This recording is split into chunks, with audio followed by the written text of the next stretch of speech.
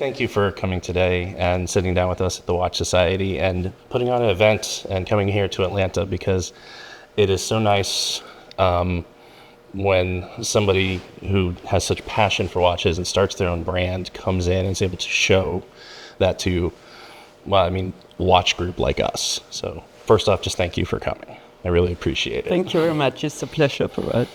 So, just a few questions. And first is, you actually started off as a watchmaker, which is not always the most common thing for brand founders.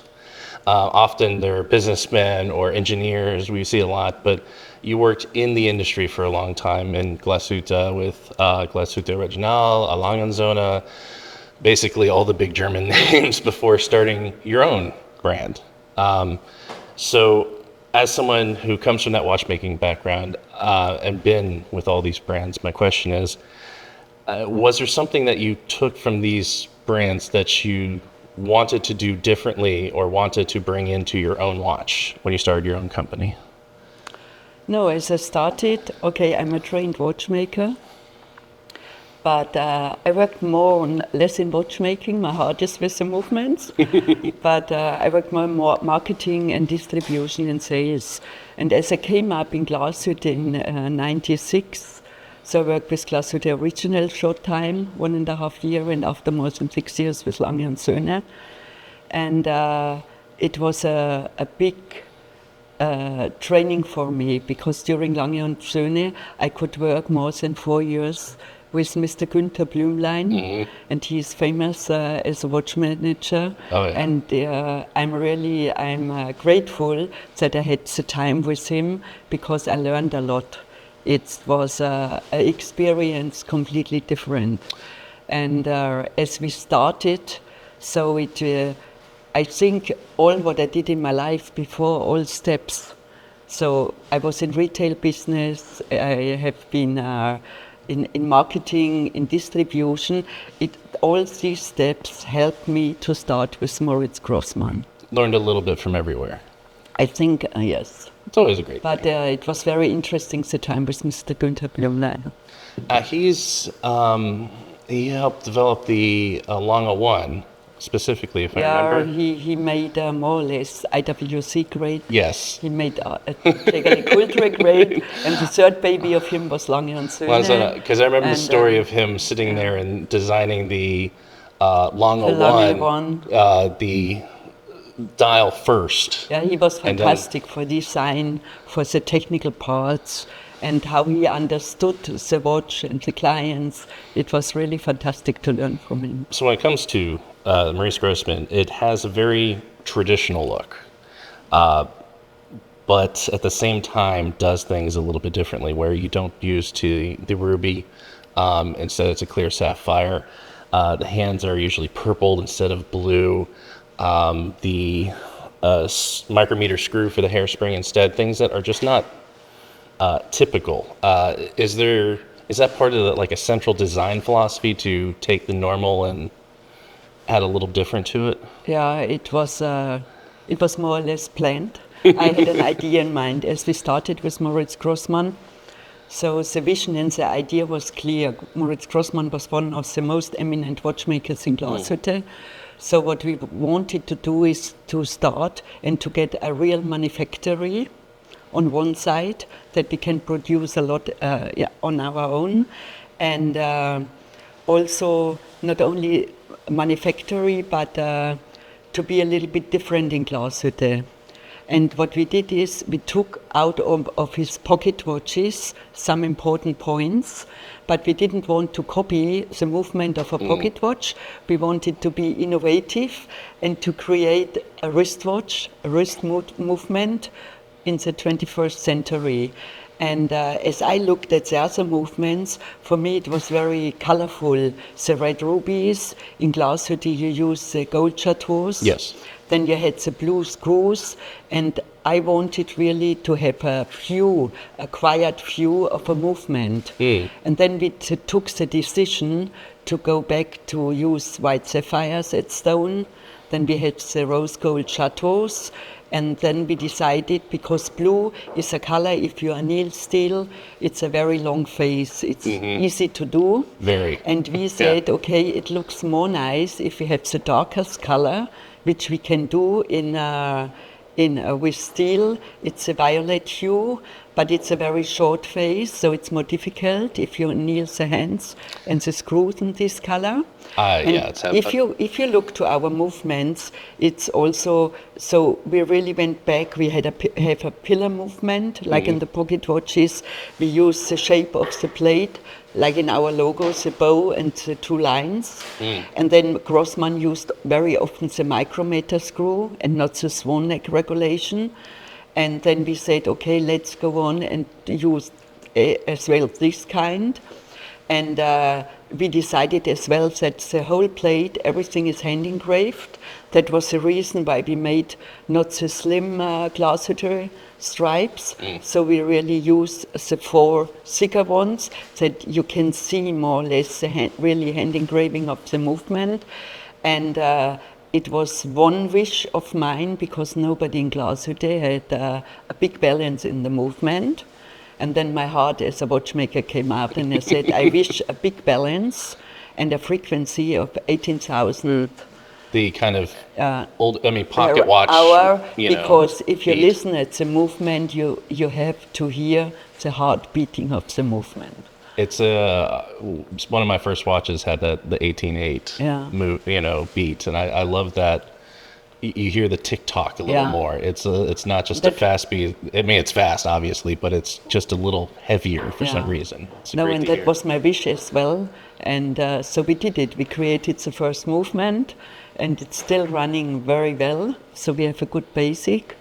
And that was the design of the movement.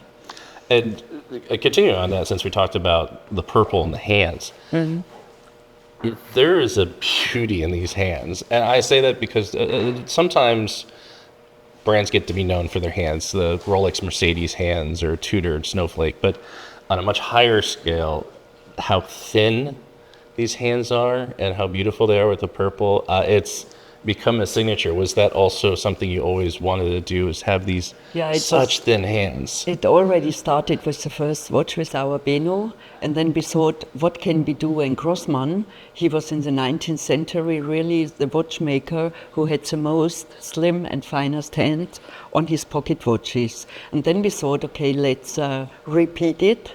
And it was a long process, because we thought about how we can produce the hands. And today, yes, we are successful, and I think it's an important USP of Moritz Grossmann, our hands. But it's we get out the plate. It's a flat hand from the wire erosion machine, but it's really flat, and the bushings are separate. But after one person is sitting and filing and polishing, annealing everything by hand, so we need 8 hours. It's more or less one day for 3 hands of a watch.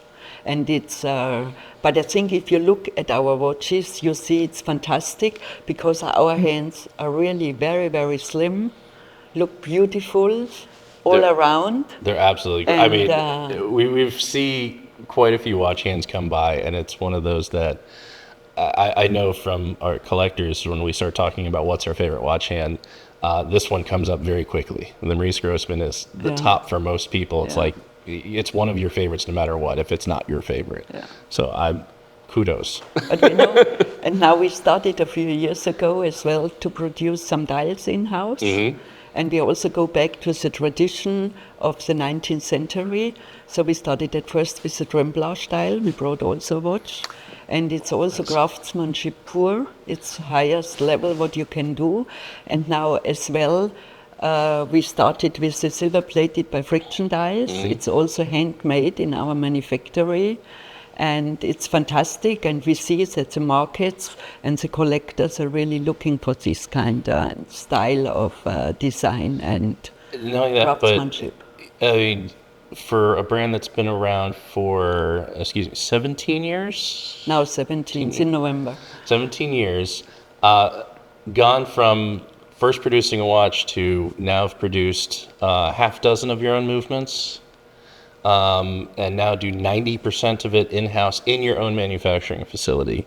Pretty much or more than 90%, if I recall. Everything pretty much except for the can't grow your own sapphire yet, or mainsprings and hairsprings, which is, I think, an impressive jump because it's not at basic craftsmanship. It's not just buying a CNC machine, putting the basics together. It's doing things at a high level, at pretty much one of the highest levels, and doing it all in-house. How has that growth been over 17 years? Okay, as we started, we needed the first 5 years to create or to set up the whole production way.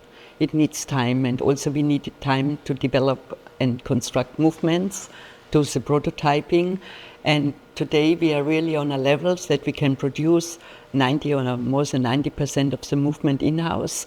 It's what we wanted still from the beginning. We also wanted to be independent, and we know everything what we can do in-house is a higher level. And then it's also for timing. If you have to wait for suppliers and if they are in delay, you're not coming forward. So it's better if you can do it in-house, and we are proud. And I think I can be proud of my team, because it's not only my work, it's the whole team, that we really went on and we produced today hands, some dials in-house, and also movement. And it was clear that we wanted to reach the highest craftsmanship and finishing in a traditional way, not by machine, really in a traditional way, with wood, with thin, with everything what you do, and on the highest level. And it shows. I mean, Yeah, you can see it really. one of the philosophies of Moritz Grossmann, I think the man that's been brought forward, is simple yet mechanically perfect watch. Yeah. With that as kind of a philosophy, how do you bring that into some complications that may be in the future, or even the world timer that's come out? It was, Grossmann wrote a book. It was in 1880, and the title of the book was The Construction of a Simple but Mechanical Perfect Watch. And that's our philosophy. And if you look to our movements, they look mostly very classic. Sometimes we are a little bit out of classic as well. But what we wanted to reach is that you have useful innovations, like our pusher system looks very easy, but inside it's mechanical perfection. And then we started to create new, not complications, but we wanted to be different. So sometimes we think around the corner. If we start to develop something, if you come back to our harmatic, so we really discussed what can we do if we start with the first automatic movement. We didn't want to use a rotor or micro rotor, and then the idea came up, let's go back to the history, to Abraham Louis Breguet, because he started in a pocket watch with the first mechanism of a hammer automatic. And then we thought, okay, let's do this, but to develop it for wristwatch and for both winding on both sides, and that it really works out, and that was completely new. And it should be useful for the end customer. It should be service friendly, and we think around the corner, so we also use human hair for the stop of a tourbillon. A second stop is very seldom in a tourbillon. Then if you look to our date, we have a jumping date, so you never have to take care if you set your time 1 minute before midnight, because the date is really jumping, nothing can happen. So it's easy in handling, but it's mechanical perfect, and that's our philosophy. And we are creating new complications. We know we miss some complications, and in November, for our birthday, 17th birthday, so a new complication will come out, a new movement, and but we are still not the biggest company, so we have 2 people in development, in construction, so we need time really to go on with a new movement, but we have a wonderful schedule for the next 6-7 years. I mean, those things take time. Yeah, it's underappreciated, time. I think, by the general the general watch consumers, how long the development is to actually create new movements. Yeah, it's normal. You need sometimes 2, sometimes 4 years to create. Then you have to optimize. Then you need time for prototyping, and then you modify or optimize a movement still over years in small things. But we are happy because we have a lot of patents already, and also our universal side. It's new.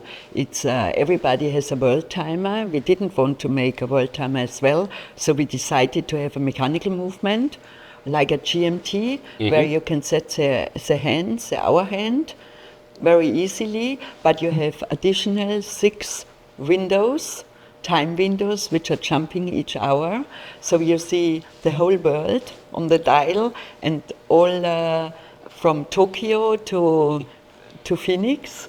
It's not just, mechanically. Each hour is the time jumping. It's great. It's a beautiful world timer. It's a different take on it, because I think I agree with you. The world timers have been one of those that it's a little easy when it's a bezel or something like that. Yeah. That is a much more beautiful way to show it for a world traveler, somebody that's actually looking for what's around the world. So as a final question, looking back the past 17 years, my question is, what's your favorite watch, and how would you change it if you were to do it again in the future? It's difficult to say what's your favorite watch. So I'm wearing mostly my back page because I love it. It's Be able to watch I the look movement. at the watch and I see it's a piece of art. Yes. So I can look into the movement and I see all the craftsmanship. But mostly I do not look for something special. I love all watches because I have been involved in each single piece. So it's a little bit difficult to say that it's only one. So I love really all the collection. It's like a mother loving all the children. Yeah, it's normal. It's I mean, you can say, which one's your favorite, but yeah, it's okay. It's my back page. I love very much, but also the tourbillon because I think it's very special. It's a big tourbillon case, and it's a flying 3-minute tourbillon. And the new one with the tremblage style is fantastic. the tremblage dials are special. Yeah, it's really special. Yeah. Well, that's it. I want to thank you for coming and sitting down with us. And Thank you. I think everyone's going to love seeing all these watches when they get here a little bit later. It's a pleasure for us to be here in Atlanta, and it's the first time we introduce our pieces here, and I hope we will have a great evening tonight. I think so. Thank you very much. Thank you.